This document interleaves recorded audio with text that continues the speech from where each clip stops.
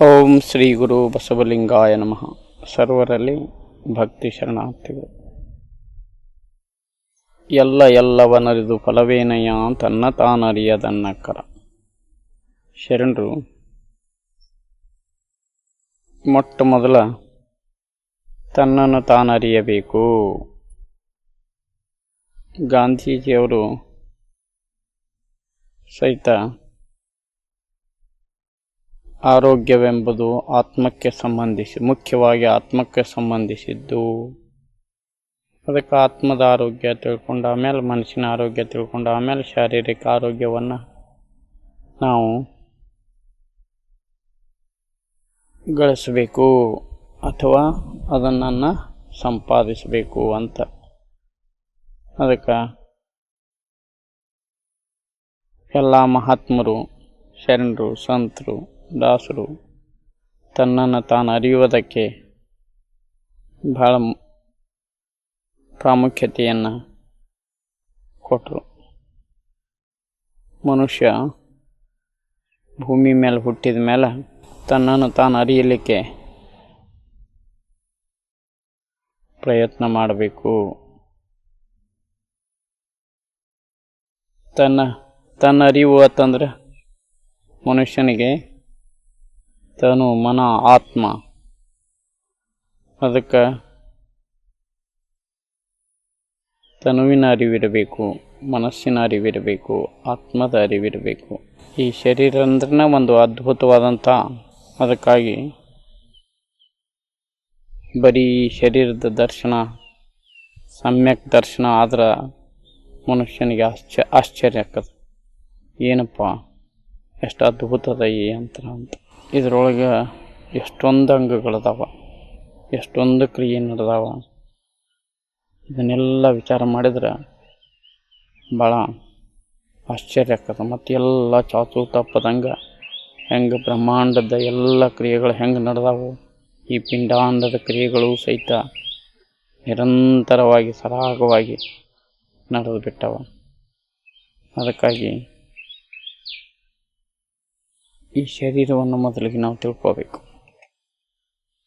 ಶರೀರ ದೇವರು ಕೊಟ್ಟಂಥ ಒಂದು ಭಾಳ ದೊಡ್ಡ ಕೊಡುಗೆ ಇದು. ಈ ದೇವರ ಕೊಡುಗೆಯನ್ನು ಅದಕ್ಕೆ ಬಸವಣ್ಣವ್ರು ಹೇಳ್ತಾರೆ, ಕೂಡಲ ಸಂಗಮ ದೇವರನ್ನು ಒಲಿಸಲು ಬಂದ ಪ್ರಸಾದ ಕಾಯವ ಕೆಡಿಸಲಾಗದು. ಎದಕ್ಕೆ ಬಂದದಪ್ಪ ಇದು? ಉಂಡು ತಿಂದು ಮಲಗಿ ಮಕ್ಕಳಾಡೋದು ಹೋಗ್ಲಾಕ ಕಷ್ಟ ಬಂದಿಲ್ಲ, ತನ್ನನ್ನು ತಾನರಿಯಲಿಕ್ಕೆ. ಅಂದರೆ ಕೂಡಲ ಸಂಗಮ ದೇವರನ್ನು ಒಲಿಸಲು ಬಂದದ ಈ ಪ್ರಸಾದಕಾಯ, ಈ ಗಿಫ್ಟ್ ಆಫ್ ಗ್ಯಾಬ್, ಈ ಮಾನವ ದೇಹ ಅನ್ನೋದು ನಮಗೆ ಎದಕ್ಕೆ ಬಂದದಪ್ಪ ಅಂತಂದ್ರೆ ಒಳಗೆ ದೇಹಿ ಅದಾನ, ಅವನನ್ನು ಅರಿಲಿಕ್ಕೆ. ಅದಕ್ಕೆ ಅವನನ್ನು ನಾವು ತಿಳ್ಕೊಳ್ಬೇಕಾಯ್ತು ಅಂತಂದ್ರೆ ಮೊದಲಿಗೆ ದೇಹವನ್ನು ತಿಳ್ಕೊಂಡ್ರೆ ದೇಹಿಯನ್ನು ತಿಳ್ಕೊಳ್ಳೋದು ಸುಲಭ ಆಗ್ತದೆ. ಅದಕ್ಕಾಗಿ ಮನುಷ್ಯನ ದೇಹ ಭಾಳ ಒಂದು ಅದ್ಭುತವಾದಂಥ ಯಂತ್ರ. Human body is A living temple of god. ಗಾಂಧೀಜಿಯವರು ಹೇಳಿದಂಗೆ ಶರಣರು ಸಹಿತ ಈ ದೇಹವನ್ನೇ ದೇವಾಲಯ ಮಾಡಿಕೊಂಡ್ರು. ಅದಕ್ಕೆ ಇದನ್ನು ಹೇಳ್ತಾರವ್ರು, ಎನ್ನ ಕಾಲೇ ಕಂಬ ದೇಹವೇ ದೇಗುಲ ಶಿರವೇ ಹೊನ್ನ ಕಳಸವಯ್ಯ ಅಂತ. ಕಾಲ ಕಂಬ ಅಂತಂದ್ರೆ ಕಾಲುಗಳು ಗಟ್ಟಿಯಾಗಿರಬೇಕು. ಕಂಬ ಗಟ್ಟಿ ಇದ್ರೆ ಮನೆ ಹೆಂಗೆ ತಾಳ್ತದ ನಾವು, ಹಂಗೆ ಕಾಲೇ ಕಂಬ ಅಂದ್ರೆ ಕೈ ಕಾಲೆಲ್ಲ ಸದೃಢವಾಗಿರಬೇಕು. ದೇಹವೇ ದೇಗುಲ. ಇದನ್ನು ದೇವ ಮಂದಿರವನ್ನು ನಾವು ಪವಿತ್ರವಾಗಿ ಇಟ್ಕೋಬೇಕಲ್ಲ, ಶುದ್ಧವಾಗಿ ಇಟ್ಕೋಬೇಕು. ದೇಗುಲ ಆಗಬೇಕಾತಂದ್ರೆ ದೇವ್ರು ಇರಬೇಕಲ್ಲ. ಅದಕ್ಕೆ ನಾವು ದೇವರನ್ನು ತಿಳ್ಕೋಬೇಕು. ಅದಕ್ಕೆ ಏನಪ್ಪ ದೇವರಂದ್ರೆ, ಇದು ಅನಂತ ವರ್ಷಗಳಿಂದ, ಅನಂತ ಕಾಲದಿಂದ ಅನಂತ ಮಹಾತ್ಮರು ಎಲ್ಲ ಇದರ ಬಗ್ಗೆ ಜಿಜ್ಞಾಸೆ ಮಾಡ್ಯಾರ. ದೇವ್ರು ಅಂದರೆ ಏನಪ್ಪ ಅಂತ. ಅದಕ್ಕೆ ದೇವರ ಬಗ್ಗೆ ವ್ಯಾಖ್ಯೆ ಮಾಡಬೇಕಾಗಿತ್ತು ಅಂತಂದ್ರೆ ಶರಣರ ಮಹಾತ್ಮರ ಅದಕ್ಕೆ ಮನುಷ್ಯ ದೇಹ, ಜೀವ, ಜಗತ್ತು ಮತ್ತು ದೇವರು ಇವೆಲ್ಲವನ್ನು ತಿಳ್ಕೊಂಡ್ರೆ ಅವ ಭಾಳ ಉತ್ತಮವಾಗಿ ಇಲ್ಲಿ ಜೀವನವನ್ನು ನಿರ್ವಹಿಸಲಿಕ್ಕೆ ಸಾಧ್ಯ ಆಕದ. ಅದಕ್ಕಾಗಿ ದೇಹವನ್ನು ನಾವು ನೋಡಿದ್ದೀವಿ ಅಂತಂದ್ರೆ ನಮಗೊಂದು ಅದ್ಭುತವಾದ ಆಶ್ಚರ್ಯ. ಯಾಕಂದ್ರೆ ಇದರಲ್ಲಿ ನಿರಂತರವಾಗಿ 24 ತಾಸು ಹೃದಯ ಬಡಿತ ಚಾಲು ಇರ್ತದೆ, ನಾಡಿಗಳ ಬಡಿತ, ಮತ್ತು ಎಷ್ಟು ಒಳಗೆಲ್ಲ ಬಹಳಷ್ಟು ಫ್ಯಾಕ್ಟ್ರಿಗಳಿರ್ತಾವೆ.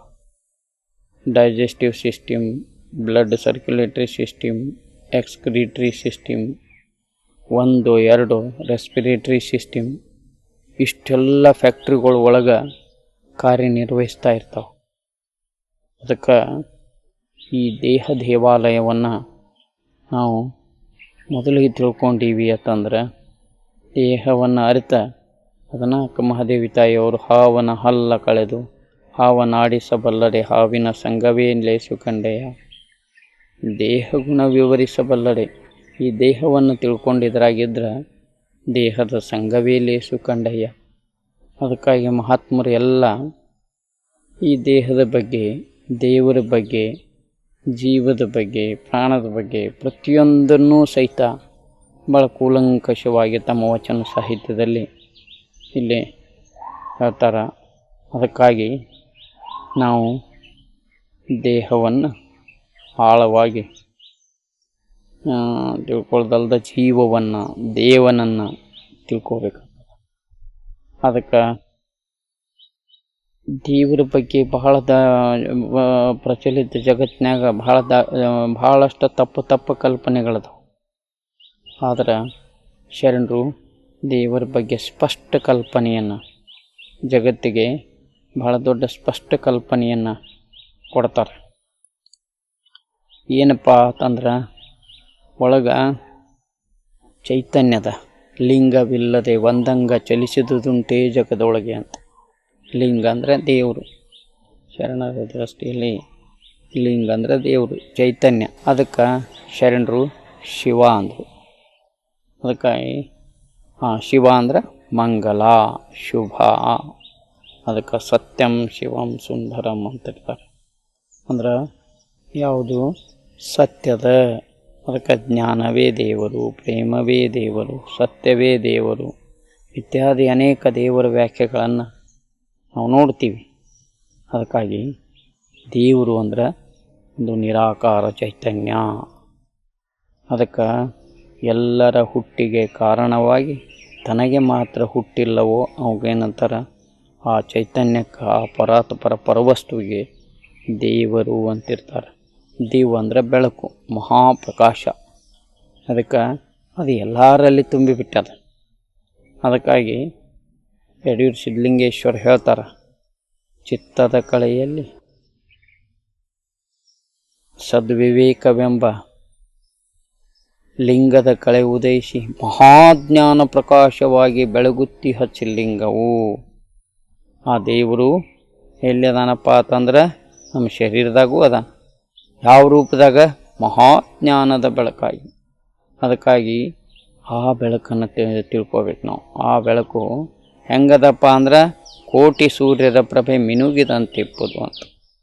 ಅದಕ್ಕೆ ದೇವರಂದ್ರೆ ಕಲ್ಲಾಗ, ಮಣ್ಣಾಗ, ಕಟ್ಟಿಗೆಯಾಗ, ಫೋಟೋದಾಗ, ಅಲ್ಲೇ ಇಲ್ಲೇ ಹೊರಗಿನ ಭೌತಿಕ ವಸ್ತುಗಳಲ್ಲಿ ಎಲ್ಲೂ ಇಲ್ದ ಅವ ಎಲ್ಲಿದಾನಪ್ಪ ಅಂತಂದ್ರೆ ಅವ ಚೈತನ್ಯ ವಸ್ತುವು ಓತಪ್ರೋತವಾಗಿ ಎಲ್ಲೆಲ್ಲ ತುಂಬಿಕೊಂಡು ಎಳ್ಳ ಕೊನೆಯೊಳಗೆ ಮುಳ್ಳು ಮನೆಯೊಳಗೆ ಬಿಟ್ಟು ಬಿಡದ ಒಳಗೆ ಹೊರಗೆ ತುಂಬ್ಯಾನ ಏಳ ತಂಗಿ ಚಿಂತ್ಯಾಕ ಮಾಡ್ತಿದ್ದಿ ಚಿನ್ಮಯ ಶಿವನಿದ್ದಾನೆ ಹೇಳ್ತೀನಿ. ದೇವ್ರು ಹೆಂಗದಾನ? ಒಬ್ಬ ತಾಯಿ ಹೇಳ್ತಾಳೆ, ಎಳ್ಳ ಕೊನೆ ಅಂದ್ರೆ ಸ್ನಿಗ್ಧದಾಗ, ಪ್ರೇಮದಾಗ ದೇವ್ರದಾನ. ಸ್ನಿಗ್ಧ ಇರ್ತದಲ್ಲ ಭಾಳ ಗಟ್ಟಿಯಾಗಿ. ಅದಕ್ಕೆ ಪ್ರೇಮದಾಗ ಎಳ್ಳು ಗೊನಿ. ಮುಳ್ಳು ಮೊನಿ ಅಂದ್ರೆ ಕಷ್ಟದಾಗ ದೇವ್ರದಾನ. ಮುಳ್ಳು ಮುನಿ ಅಂದರೆ ಮುಳ್ಳು ಮೊನಿಯೊಳಗೆ ಅಂದ್ರೆ ಕಷ್ಟದಾಗ ದೇವ್ರದಾನ. ಅದಕ್ಕೆ ಕಬೀರ್ದಾಸರು ಹೇಳ್ತಾರೆ, ಕಷ್ಟ ಉಸ್ಕಿ ಕೃಪಾ ಹೈ, ಸುಖ ಉಸ್ಕಿ ಕರುಣಾ ಹೈ. ಅದಕ್ಕೆ ಪ್ರೇಮದಾಗ ಕಷ್ಟದಾಗ ಏನೇನು ಇದನ್ನು ಬರ್ತಾವಲ್ಲ ಅದ್ರಾಗೆಲ್ಲ ದೇವ್ರದಾನ ಅಂತ. ಅದಕ್ಕೆ ಎಳ್ಳು ಗೊನಿಯೊಳಗೆ ಮುಳ್ಳು ಮನಿಯೊಳಗೆ ಬಿಟ್ಟು ಬಿಡದ ಒಳಗೆ ಹೊರಗೆ ತುಂಬೆ ನೀಳು ತಂಗಿ, ಚಿಂತ್ಯಾಕ ಮಾಡ್ತಿದ್ದಿ ಚಿನ್ಮಯ ಶಿವನೇ ಅದ್ದಾನೆ ಹೇಳ್ತಾನೆ. ದೇವ್ರು ಹೆಂಗೆ ತುಂಬ್ಕೊಂಡಾನಪ್ಪ ಅಂದ್ರೆ ಮುಳ್ಳೂರ ತೆರಹಿಲ್ಲದಂತೆ, ಸೂಜಿ ಚುಚ್ಚಲಾಕ ಜಾಗಿಲ್ದಂಗೆ ಒಳಗೆ ಹೊರಗೆ ಎಲ್ಲೆಲ್ಲ ತುಂಬ್ಕೊಂಡಾನ. ಅದಕ್ಕೆ ಅವನನ್ನು ಕಾಣುವಂಥ ದೃಷ್ಟಿ ಬೇಕು ನಮ್ಗೆ. ಅದಕ್ಕಾಗಿ ಗುರುಗಳು ದೇವರನ್ನು ತಿಳಿಸ್ಕೊಡ್ತಾರೆ. ಯಾಕಂದ್ರೆ ಅದೇ ದಾರಿಯೊಳಗೆ ಹೊಂಟಿರ್ತಾರೆ. ಅದಕ್ಕಾಗಿ ಶರಣರು ದೀಕ್ಷೆ, ಲಿಂಗ ದೀಕ್ಷೆ ಅಂತಂದ್ರೆ ತಿಳುವಳಿಕೆ, ಲಿಂಗದ ಬಗ್ಗೆ, ದೇವರ ಬಗ್ಗೆ, ತನ್ನ ಬಗ್ಗೆ, ತನ್ನ ಆತ್ಮದ ಬಗ್ಗೆ ತಿಳುವಳಿಕೆ. ಅದಕ್ಕೆ ಹೇಳ್ತಾರೆ ಅವರು, ಶರಣರ ಪ್ರಸಾದವನ್ನಲ್ಲದೆ ಅನ್ಯವ ಕೊಂಡಡೆ. ಇವೆಲ್ಲ ಪ್ರಸಾದ ಏನದ, ಇದಕ್ಕೆ ಪ್ರಸಾದ ಲಿಂಗ ಅಂತಾರೆ ಕಿವಿಗೆ. ಅದಕ್ಕೆ ಈ ಜ್ಞಾನ ಎಲ್ಲ ಮನುಷ್ಯನಿಗೆ ಇತ್ತು ಅಂತಂದ್ರೆ ಇದು ಶಾರೀರಿಕ ಆರೋಗ್ಯವನ್ನು, ಮಾನಸಿಕ ಆರೋಗ್ಯವನ್ನು, ಸಾಮಾಜಿಕ ಆರೋಗ್ಯವನ್ನು, ಆಧ್ಯಾತ್ಮಿಕ ಆರೋಗ್ಯವನ್ನು ನಾವು ಬೆಳೆಸ್ಕೊಂಡು ಹೋಗ್ಲಿಕ್ಕೆ ಸಾಧ್ಯ ಅದ. ಅದಕ್ಕಾಗಿ ನಾವು ದೇವರಂದ್ರೆ ಶರಣರ ದೃಷ್ಟಿಯಲ್ಲಿ ದೇವರು ಏನಪ್ಪ, ಅವರು ಶರೀರಗತ ದೇವರನ್ನು ಹೇಳ್ತಾರೆ, ಪಿಂಡಾಂಡಗತ ಚೈತನ್ಯವನ್ನು ಬ್ರಹ್ಮಾಂಡಗತ ಚೈತನ್ಯವನ್ನು ಹೇಳ್ತಾರೆ, ಪಿಂಡಾಂಡ ಬ್ರಹ್ಮಾಂಡಕ್ಕೆ ಅತೀತವಾದ ಚೈತನ್ಯವನ್ನು ಸಹಿತ ಹೇಳ್ತಾರೆ. ಹಿಂಗೆ ಕೂಲಂಕಷವಾಗಿ ನಾನು ದೇವರ ಸ್ವರೂಪ ಹೇಳೋ ಹೊತ್ತಿನಾಗ ಹೇಳೀನಿ. ಅಂದ್ರೆ ಚಿಲ್ಲಿಂಗ, ಮಹಾಲಿಂಗ, ನಿಷ್ಕಲಲಿಂಗ. ಅದಕ್ಕೆ ಇವತ್ತನ್ನೆಲ್ಲ ಇದನ್ನು ಮಾಡ್ಕೋಬೇಕಾಗಿತ್ತು ಅಂತಂದ್ರೆ ಅದಕ್ಕೆ ದೇವ್ರಂದ್ರೆ uncaused cause of this universe is God. ಎಲ್ಲದಕ್ಕೂ ಕಾರಣವಾಗಿ ತನಗೆ ಮಾತ್ರ ಕಾರಣವಿಲ್ಲವೋ ಅವನಿಗೆ, ಆ ವಸ್ತುವಿಗೆ ದೇವರು ಅಂತಾರೆ. ಅದ ಅವರಪ್ಪಗೆ ಅವರಪ್ಪ ಕಾರಣ, ಅವರಪ್ಪಗೆ ಅವರಪ್ಪ ಕಾರಣ, ಅವರಪ್ಪಗೆ ಅವರಪ್ಪ ಕಾರಣ, ಕಾರ್ಯಕಾರಣವಾದ ಅಂತಾರೆ ಇದಕ್ಕೆ. ಅದಕ್ಕೆ ಎಲ್ಲರಿಗೂ ಅಪ್ಪನಾಗಿ ತನಗೆ ಮಾತ್ರ ಅಪ್ಪನಿಲ್ಲವೋ, ತಂದೆ ತಾಯಿ ಇಲ್ಲದ ಕಂದ ನಿನಗೆ ನೀನೇ ಬಂದೆಯಲ್ಲ ಅಂತ. ಅದಕ್ಕೆ ಅಕ್ಕಮಹಾದೇವಿ ಹೇಳುವಂಥ ಸಾವಿಲ್ಲದ ಕೇಡಿಲ್ಲದ ರೂಹಿಲ್ಲದ ಚಲುವಂಗ ನೊಲಿದೇನವ, ಇದು ದೇವರ ಡೆಫಿನೇಷನ್. ದೇವರಿಗೆ ಸಾವಿಲ್ಲ, ಯಾಕಂದ್ರೆ ಹುಟ್ಟಿಲ್ಲ. ಅದಕ್ಕೆ ಅವಾಗ ಯಾರಿಗೆ ಡೇಟ್ ಆಫ್ ಬರ್ತ್ ಇರ್ತದ ಅವರು ದೇವರಲ್ಲ. ಅವ್ರಿಗೆ ಮಹಾತ್ಮರು ಅನ್ಬೋದು ನೀವು, ಆದ್ರೆ ಅವತಾರಿ ಪುರುಷರು ಅನ್ಬೋದು. ಆದರೆ ದೇವ್ರಂದ್ರೆ ಯಾರಪ್ಪ ಅಂತಂದ್ರೆ ಯಾರು ಹುಟ್ಟೇ ಇಲ್ಲ, ಯಾರಿಗೆ ತಾಯಿ ತಂದೆ ಇಲ್ಲ, ಅವರು ಅದು ದೇವರು. ಆ ಚೈತನ್ಯ, ಆ ಪರವಸ್ತುಗೆ ದೇವರು ಅಂತಾರೆ. ಅದಕ್ಕೆ ದೇವರಂದ್ರೆ uncaused cause of this universe is God. Mover of this universe is God. ಇಡೀ ಸೃಷ್ಟಿ ಎಲ್ಲ ಋತ್ ಅಂತಾರೆ. ಅದಕ್ಕೆ ನಿರಂತರವಾಗಿ ಚಲಿಸ್ತಿರ್ತದೆ. ಎಲ್ಲ ಗ್ರಹಗಳು ಚಲಿಸ್ತಾವ, ಜೀವಕ್ಕೂ ಎಲ್ಲನೂ ಗ್ರಹ 1, 2 ಎಲ್ಲನೂ ಚಲಿಸ್ತಿರ್ತಾವ. ಅದಕ್ಕಾಗಿ ಋತ್ ಅಂತ ಅಂದ್ರೆ ಯಾವುದು ಚಲಿಸ್ತಾ, ಆದರೆ ದೇವರ ಮಾತ್ರ ಅಚಲನಾಗಿರ್ತಾನ. ಅದಕ್ಕೆ ಅವನಿಗೆ ಎಲ್ಲವನ್ನು ಚಲಿಸಲಿಕ್ಕೆ ಹಾಕಿ ತಾನು ಮಾತ್ರ ಅಚಲನಾಗಿರ್ತಾನೋ ಆ ವಸ್ತುವಿಗೆ ಏನಂತಾರೆ, ದೇವರು ಅಂತಾರೆ. ನಿರಾಲಂಬ ಅಂತ, ಯಾವುದ್ರ ಮೇಲೂ ಅವಲಂಬನೆ ಇರಂಗಿಲ್ಲ. ಅದಕ್ಕಾಗಿ ಇದನ್ನು ನಾವು ತಿಳ್ಕೋಬೇಕು. ಶರಣರು ದೇವರ ಬಗ್ಗೆ ಭಾಳಷ್ಟು ವಚನಗಳನ್ನು ಬರೆದಾರ. ಅದಕ್ಕಾಗಿ ಬಸವಣ್ಣವರು ಲಿಂಗದ ಬಗ್ಗೆ ಒಂದು ವಚನ ಬರೀತಾರೆ. ಜಗದಗಲ ಪರಮಾತ್ಮ ಹೆಂಗದನಪ್ಪ, ವಿಶ್ವವ್ಯಾಪಿ ಅದಾನ. ಮುಗಿಲಗಲ ಆ ವಿಶ್ವವನ್ನೇ ಒಳಗೊಂಡಂಥ ಆಕಾಶದಷ್ಟು ಏನದಾನ. ಜಗದಗಲ, ಮುಗಿಲಗಲ, ಮಿಗೆಯಗಲ, ಇದಕ್ಕಿಂತೂ ಹೆಚ್ಚದಾನ. ಎಷ್ಟು ಹೆಚ್ಚದಾನಪ್ಪ, ನಿನ್ನಷ್ಟ ದೇವ್ರು ನೀ ಎಷ್ಟು ದೊಡ್ಡವದಿ, ಎಷ್ಟು ಇದನ್ನ ಅದೀಪ ಅಂದ್ರೆ ಅವನಷ್ಟ, ಅವನಕ್ಕಿಂತ ದೊಡ್ಡದಿದು. ಅದಕ್ಕೆ ಬ್ರಹ್ಮ ಅಂದ್ರೆ ದೊಡ್ಡದು. ಅದಕ್ಕೆ ಬ್ರಹ್ಮಾಂಡದಿಂದ ತತ್ತ ನಿಮ್ಮ ಶ್ರೀ ಮುಕುಟ ಪಾತಾಳದಿಂದ ತತ್ತ ನಿಮ್ಮ ಶ್ರೀಚರಣ. ಅಗಮ್ಯ, ಅಗಮ್ಯ ಅಂದರೆ ದೇವರು ಹೋಗವ ಬರವ ಅಲ್ಲವ, ಯಾವಾಗಲೂ ಓತಪ್ರೋತವಾಗಿ ಸೂಜಿ ಚುಚ್ಚಲಾಗ ಜಾಗಿಲ್ದಂಗೆ ಎಲ್ಲೆಲ್ಲ ತುಂಬಿಕೊಂಡು.